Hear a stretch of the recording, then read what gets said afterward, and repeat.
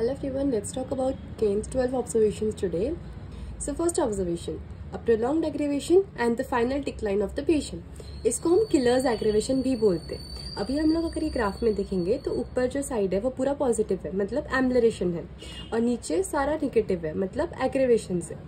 तो यहाँ पे हमें समझना है कि हमारी ये जो केस थी ये एक इनक्योरेबल केस थी और एडवांस पैथोलॉजी थी। बहुत ज़्यादा क्रॉस पैथोलॉजिकल केस में फिजिशियन ने बहुत हाई पोटेंसी में रेमेडी दी है। भले ही वो रेमेडी सही हो बट वो बहुत ज़्यादा हाई पोटेंसी में दी है, इसीलिए पेशेंट को किलर्स एग्रेवेशन हुआ है। तो हमारा इन्फरेंस क्या है ये केस से कि the case was an incurable one. The antipsoric was deep acting, the potency is too high and the prognosis is obviously unfavourable या फिर बैड प्रोग्नोसिस। बिकॉज एक बहुत ज़्यादा एडवांस पैथोलॉजी के केस में हम लोगों ने बहुत हाई पोटेंसी में एक डीप एक्टिंग रेमेडी दी है जो कि एडवांस पैथोलॉजी के केस में कॉन्ट्राइंडिकेटेड होता है। Every time we remember that as we all know कि एडवांस या फिर क्रॉस पैथोलॉजिकल केसेस में we always give potency which is less than 30। Now steps to be taken, तो हमें ये तुरंत एंटीडोट करना है हमारे रेमेडी को। लेसन लर्नड कि incurable cases don't use higher potencies, never give above 30 और 200 and never repeat dose frequently, do not prescribe the deep remedy. तो ये हमारा फर्स्ट केन्स ऑब्जर्वेशन था जिसको किलर्स एग्रेवेशन भी बोलते हैं। नाउ सेकेंड में हमारा long aggravation but final and slow improvement. मतलब यहाँ पे हमें समझ में आ रहा है कि पेशेंट को इम्प्रूवमेंट तो हो रहा है, यानी हमारी जो रेमेडी थी वो राइट रेमेडी थी। अभी ये केस जो है वो बॉर्डर लाइन केस है। बॉर्डर लाइन मतलब इट इज ऑन द वर्च ऑफ इनक्यूरेबिलिटी एंड क्यूरेबिलिटी। मतलब patient is on the border, जहाँ पे पेशेंट को अगर हम लोग थोड़े और टाइम लगाते मेडिसिन देने में, थोड़े और दिन अगर चाहते तो पेशेंट की जो क्यूरेबल केस थी वो इनक्यूरेबल हो जाती। जैसे फर्स्ट केस जो थी हमारी वो इनक्यूरेबल थी, लेकिन यहाँ पे द स्टेट इज क्यूरेबल। तो यहाँ पे क्या है कि हम लोग पेशेंट को या फिर जो फिजिशियन होता है वो पेशेंट को बहुत ज़्यादा हाई पोटेंसी में मेडिसिन दे देता है, इससे कि पेशेंट को बहुत ज़्यादा एग्रेवेशन होता है बट फाइनली पेशेंट को इम्प्रूवमेंट दिखती है। इन्फरेंस कि disease is still in the curable state, the pathological changes are not so advance. मतलब पैथोलॉजिकल चेंजेस है बट वो बहुत ज़्यादा एडवांस नहीं है। Vital force is still in the reactive state, the aggravation has lasted a long time followed by the final improvement. मतलब we have given the curative remedy, मतलब जो फिजिशियन ने रेमेडी दी थी वो सही थी in the right time. If the remedy was given little time later the case would have become incurable, इसीलिए इसको बॉर्डर लाइन केस कहा गया है। स्टेप्स टू बी टेकन में हमें केस पता चलता है कि इट इज क्यूरेबल, इसका प्रोग्नोसिस अच्छा है, हमें मेडिसिन को रिपीट नहीं करना है और हमें वेट एंड वॉच करना है। नाउ लेसन लर्न कि यूज लो पोटेंसी इन सच केसेस। तो जहाँ पे बॉर्डर लाइन केस हमें दिख रहा है वहाँ पे हमें हमारी जो पोटेंसी होती है वो लो यूज करनी है और कीप एंटीडोट रेडी। तो अगर पेशेंट को कुछ भी बहुत ज़्यादा तकलीफ होने लगी तो हमें एंटीडोट रेडी रखना है हमारा। नाउ थर्ड ऑब्जर्वेशन है हमारा homeopathic aggravation which is very ideal, not ideal but it is the one the physician desires. Aggravation is quick, short and strong with rapid improvement of the patient. तो यहाँ पे patient को aggravation होता है initially but उसके बाद patient को बहुत जल्दी से ठीक लगने लगता है। तो ये हमारा क्लासिकल होम्योपैथिक एग्रेवेशन का केस है जहाँ पे हमारी रेमेडी भी सही थी और जहाँ पे पेशेंट को फंक्शनल चेंजेस थे। तो कोई डीप ग्रॉस पैथोलॉजिकल केस नहीं है ये, इसलिए हमारा इसका प्रोग्नोसिस काफ़ी अच्छा रहेगा।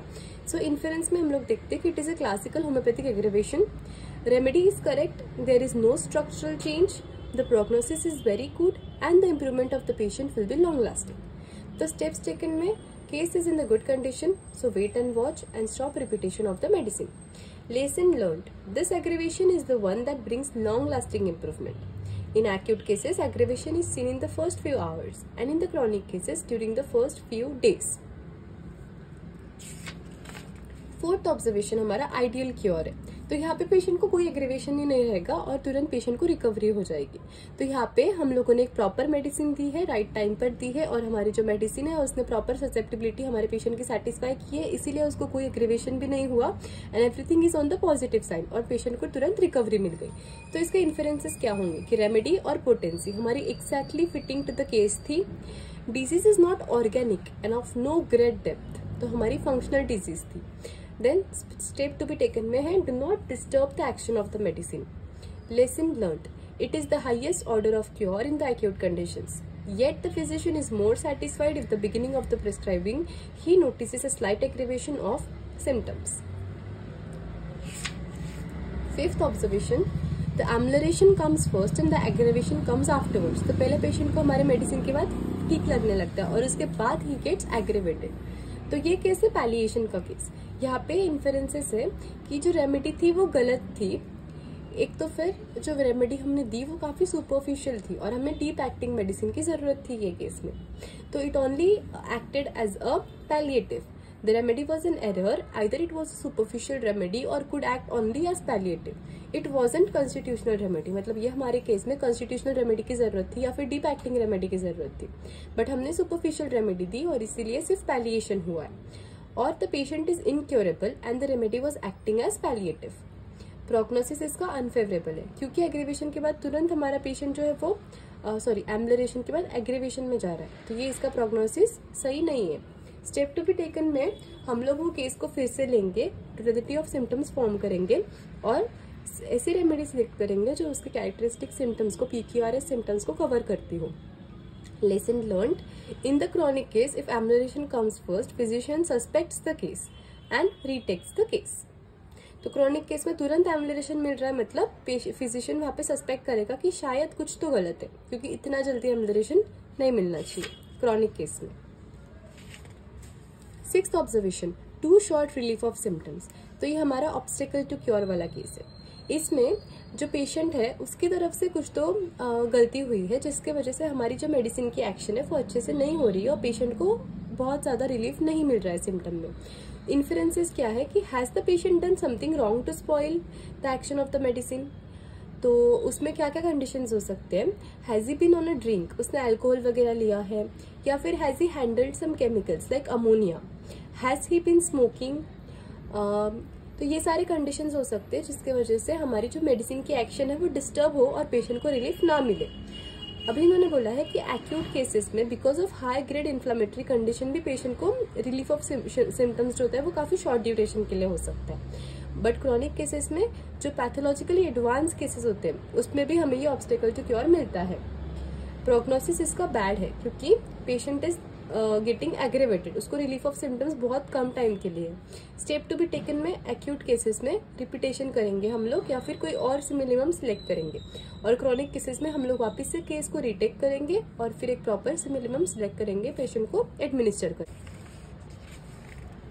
Seventh observation, of full time amelioration of symptoms yet no relief, special relief of the patient. मतलब यहाँ पे कोई ऐसी एग्जिस्टिंग कंडीशन ऑलरेडी है पेशेंट में जो एक सर्टेन लिमिट तक ही क्योर हो सकती है, तो ये हमारे पैलिएटिव केसेस में होता है.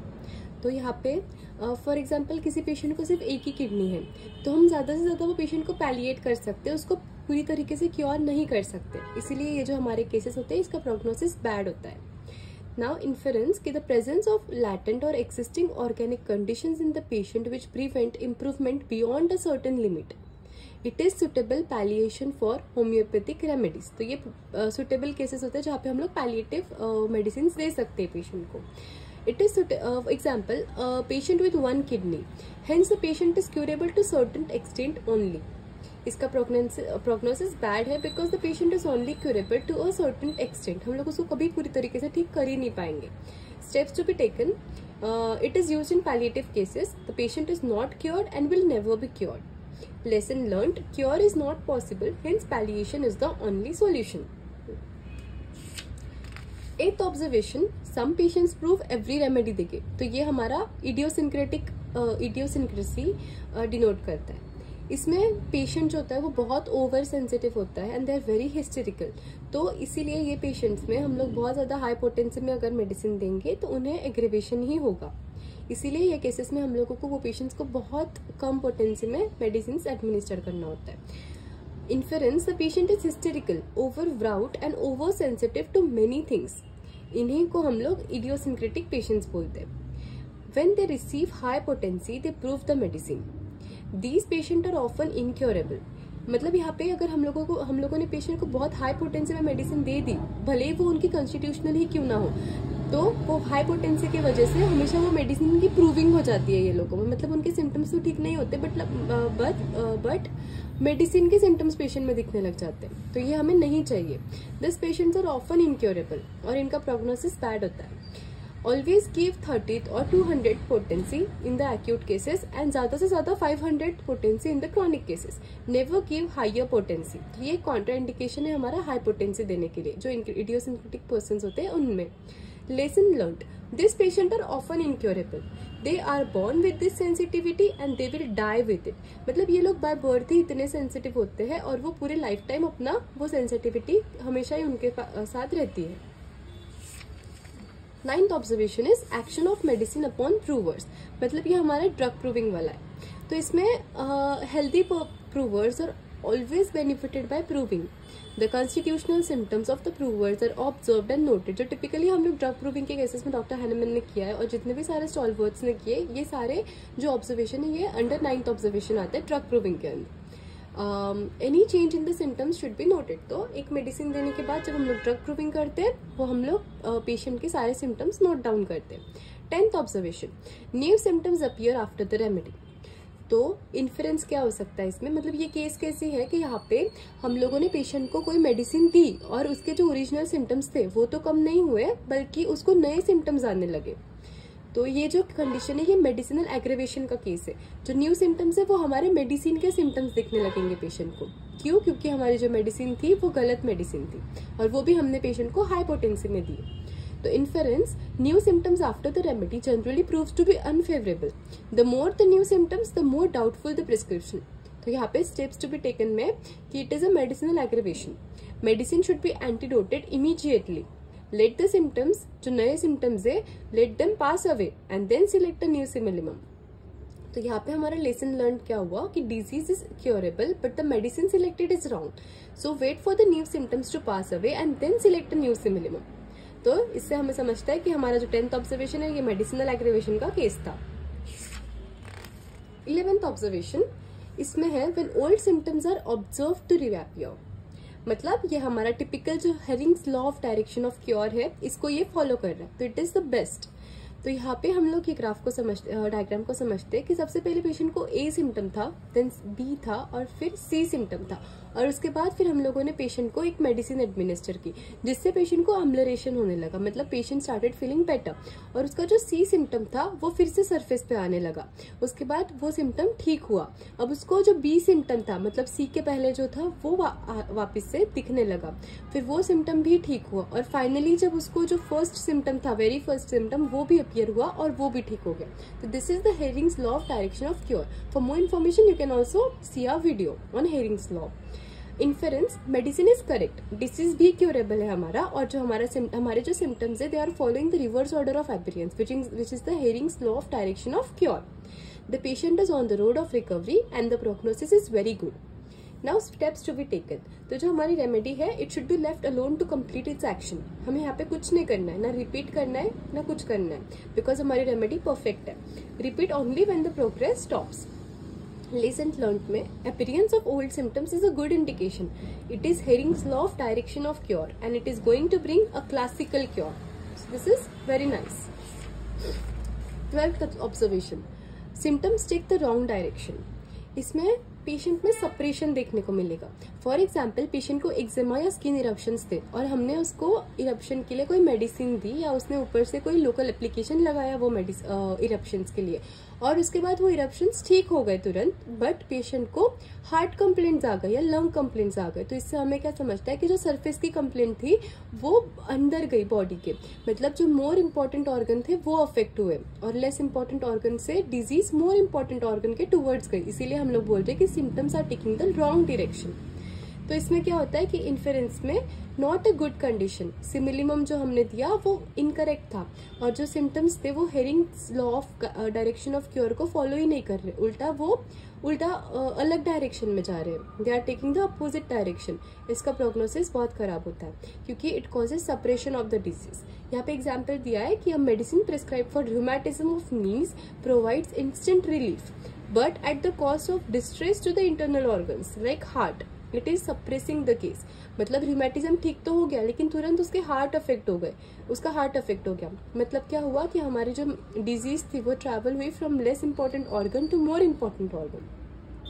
स्टेप टू बी टेकन, हमें तुरंत वो मेडिसिन को एंटीडोट करना है. और इसमें हमारा लेसन लर्न में क्या है कि select on the basis of general symptoms and not particular symptoms. इसीलिए हमें एंटायर टोटलिटी ऑफ सिम्टम्स को देखकर ही मिनिमम सिलेक्ट करना चाहिए. Thank you.